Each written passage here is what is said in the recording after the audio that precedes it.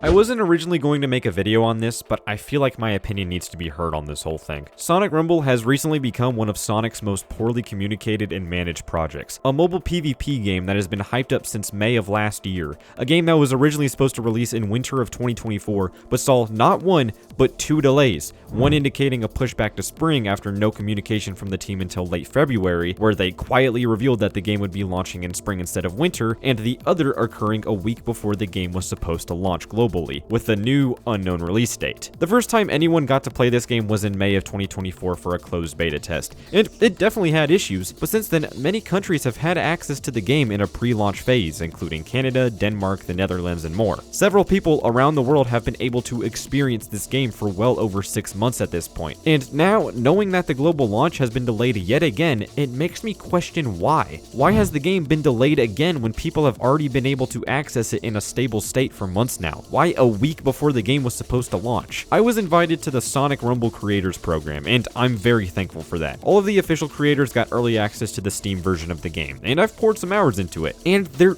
aren't any issues that I've come across. And I've asked other creators about this, and they have also said that they haven't experienced many issues. The game is already heavily polished, with no major glitches or bugs. There are some minor hiccups here and there, sure, but that comes with any online game. There are going to be occasional stutters and lag spikes, that's just par for the course. But there's nothing worth delaying the entire release for, at least in my opinion. And what hurts the most is that they have been adding so much content to the game in this pre-release phase. Content that the majority of people are going to miss out on because it won't be available when the events have ended, at least until they rerun the events sometime in the future. They recently released this Sega crossover event where you can play as characters from other Sega IPs, and it's awesome, but this event is still taking place in the beta. Only the people who can access the pre-launch version of the game can access this content, and that's just scratching the surface. They have released a total of 3 paid season passes before the game has even come out. You can't hype up these crossover events and passes, market them by changing all of the social media branding, all of that, before the game is even accessible to half the community. And it's funny because I've seen people who have been playing the game in the pre-launch phase who didn't know that the game hadn't officially been released yet.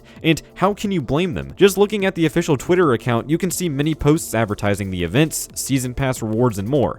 I don't think you should be doing all of this when the game hasn't been officially released yet. Again, you're taking away all of this cool content from people who want to play the game, but can't because it's not available where they live. And that's what makes this delay hurt so much. We were finally going to be able to play the game and experience it with everyone else, but it was just taken away right before it was supposed to drop, so they can make it a better experience? What's wrong with it? You can make the argument that they just want to add more content to the game, but the game already has a lot of content. New stuff can just be added in the future. They said they want more time to add things like skills, which will apparently completely reshape the game, but you decided on this a week before launch? If this new feature is so game-changing to the point where it warrants a full delay, then maybe the release date of May 8th shouldn't have been announced in the first place. Oh, but don't worry guys, new content is still dropping on May 8th. New stages, modes, and other things are still dropping, but you won't be able to play it if you can't access the beta of the game. That's not even mentioning the monetization that has already been plaguing the game as well.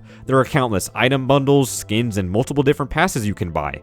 All of it is paid. Sure, you get some freebies here and there, but most of it you have to buy with real money, and it's not cheap either. A legendary skin usually goes for 999 red rings, and this is how much red rings cost in Canadian pricing.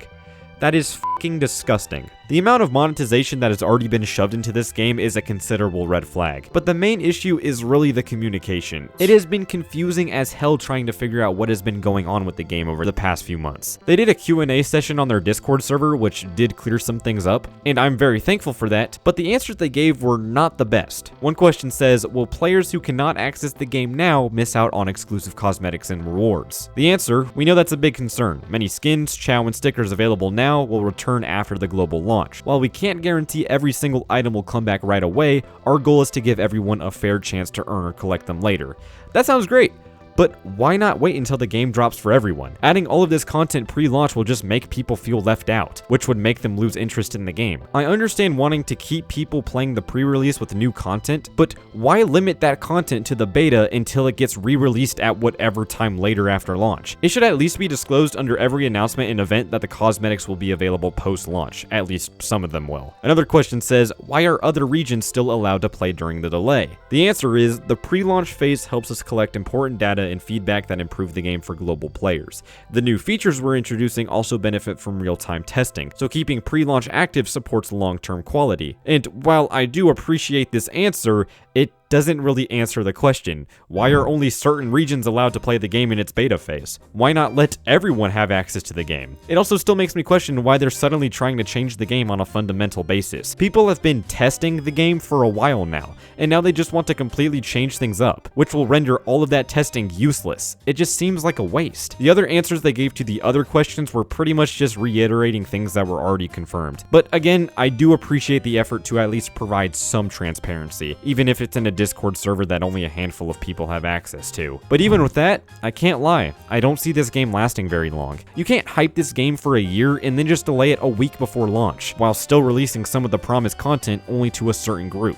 That's just going to piss people off. That, along with the weird methods of communication and poor marketing, is going to be this game's downfall if you ask me. I feel like this is going to do nothing but hinder interest in the game, as it was definitely at a peak when the global launch date was announced and advertised over the past few weeks. But now, we're back to where we started. There's a placeholder date on the App Store for July 31st, which has already been confirmed to not be the official date, but I can't help but think to myself, how long are you going to make people wait?